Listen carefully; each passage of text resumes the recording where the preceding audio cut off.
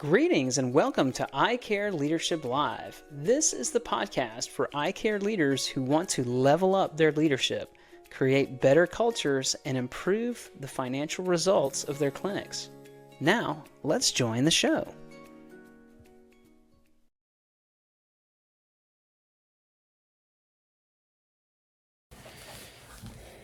Greetings, everybody. This is Mike with I Care Leadership Live, and this is another edition of Tales from the Trenches, where I tell stories from the world of HR and ophthalmology, or just from HR, maybe not necessarily ophthalmology, all cases, but where you can learn about how we handled something. Maybe we handled it well, maybe we didn't handle it well, but we can always learn.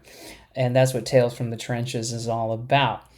Today I wanted to talk about a little scenario that involved a patient that came in to our clinic and that made a very serious allegation.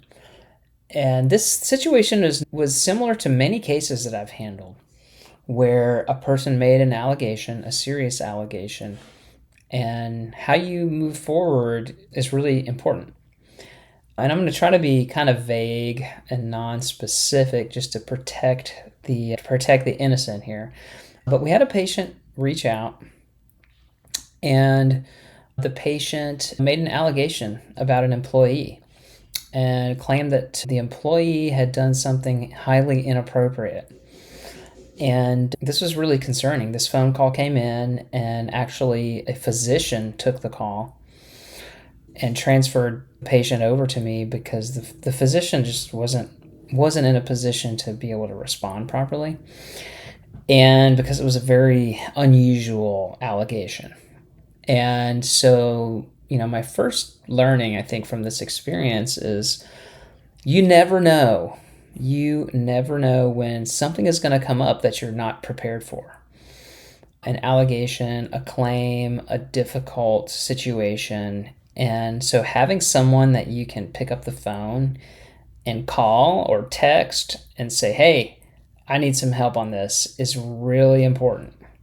And you don't really have time necessarily to triage and look in the phone book and figure out, who am I going to involve with this?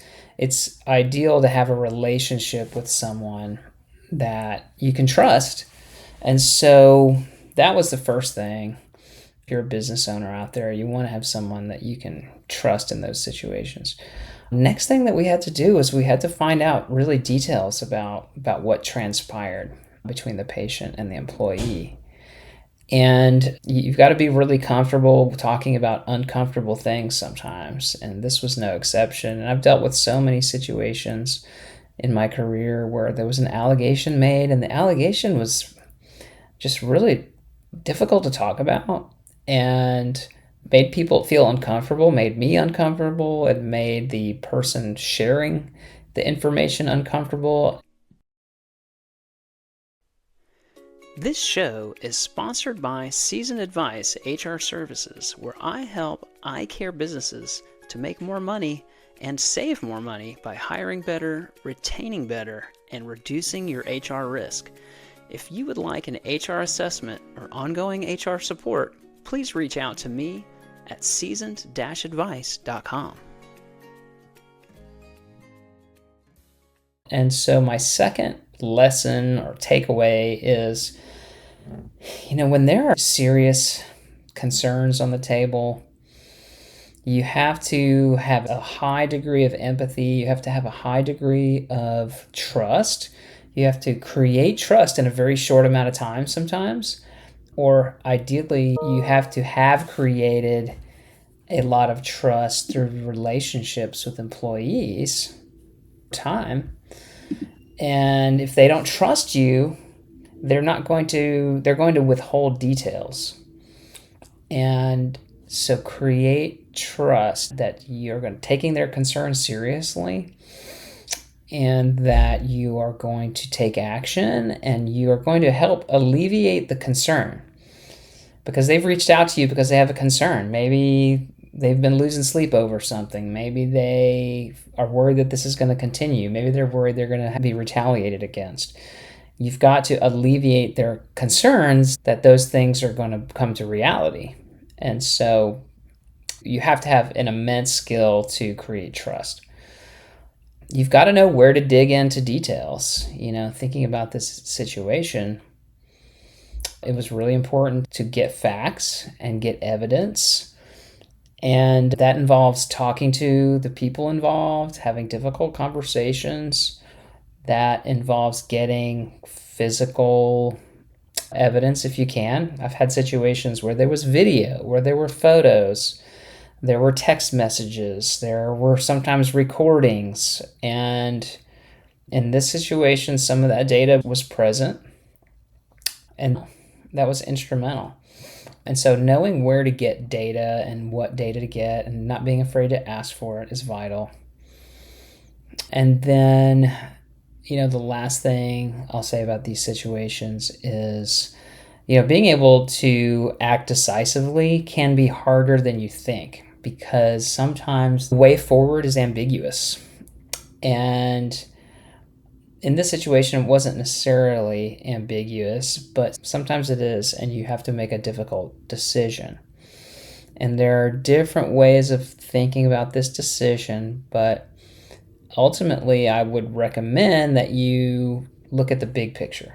What is the big picture? If we decide to do A, how does that look? How does it feel? What is the narrative that people tell themselves about that? If we decide to do decision B, what about that? How does that look? What is the 30,000-foot view of that? How would that read on the cover of a newspaper? If it was a year later and we were getting sued over this, would we feel comfortable that we did B? Maybe B, we weren't 100% certain, but we did it and we feel, more safe in that situation. You've got to look at that. You've got to look at, well, how would I feel in a year? How would I feel in a week? How would I feel 10 years from now?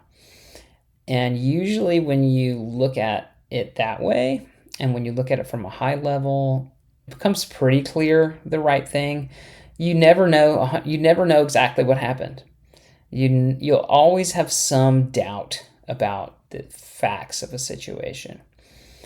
But you will usually be pretty clear on how you want your clinic to be seen and how you want your employees to feel. And so those are important questions. So if you get too absorbed in details, there's a time for details and facts. And then there's a time to step back and look at the big gestalt, the big picture of what does your clinic stand for? What do you stand for? What do you want your employees and patients to feel when they come to work, when they talk about working for your clinic? And so be able to step back and think about that.